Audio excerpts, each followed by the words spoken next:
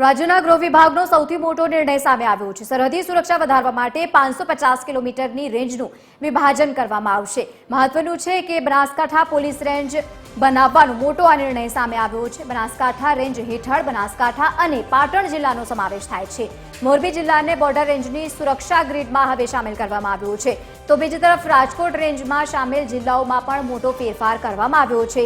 Drugs અને ઘૂસણખોરી રોકવા માટે ગૃહ વિભાગનો આ વ્યૂહાત્મક એક પ્લાન અને ફેરફાર। માહિતી સાથે એસોસિએટ એડિટર સોનલ અનડકર જોડાયા છે। સોનલ, જે પ્રમાણે સતત ગૃહ વિભાગ સજ્જ છે ઘૂસણખોરી હોય કે પછી ડ્રગ્સના કિસ્સાઓ જે મળતા હોય છે તેને લઈને, હવે આ ફેરફારને આપ કઈ રીતે જુઓ છો?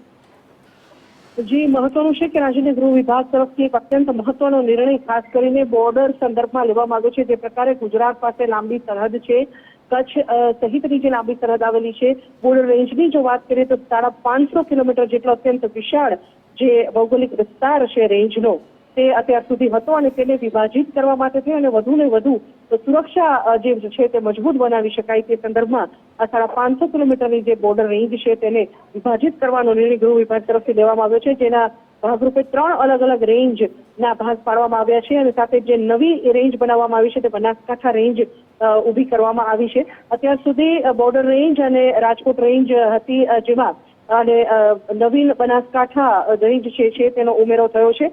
આનાથી બોર્ડર રેન્જ અને રાજકોટ રેન્જમાં પણ જે સમાવિષ્ટ જિલ્લાઓ છે તેમાં ફેરફાર થયો છે। નવીન બનાસકાંઠા જે રેન્જ બનાવવામાં આવી છે તેમાં બનાસકાંઠા, પાલનપુર, પાટણ અને નવરચિત વાવ થરાદ જિલ્લો જે છે તેનો સમાવેશ કરવામાં આવ્યો છે। જ્યારે રાજકોટ રેન્જમાં રાજકોટ ગ્રામ્ય, જામનગર, દેવભૂમિ, દ્વારકા અને સુરેન્દ્રનગરનો સમાવેશ કરાયો છે। ત્યારે બોર્ડર રેન્જમાં પશ્ચિમ કચ્છ, ભુજ, પૂર્વ કચ્છ, ગાંધીધામ અને મોરબી જિલ્લાનો સમાવેશ કરવામાં આવ્યો છે। આ પ્રકારે અલગ અલગ જે વિભાજન છે તે કરી અને નવી બોર્ડર રેન્જની રચના કરી અને ગૃહ વિભાગ તરફથી જે બોર્ડર પરથી થતી ઘૂસણખોરી છે અને ખાસ કરીને જે ડ્રગ્સ સહિત દૂષણ બોર્ડર મારફત ગુજરાતમાં આવી રહ્યું છે તેને અટકાવવા માટે થઈ અને આ મહત્વપૂર્ણ નિર્ણય ગૃહ વિભાગ તરફથી લેવામાં આવ્યો છે। બિલકુલ સોનલ, આભાર સમગ્ર માહિતી સાથે જોડાવા બદલ।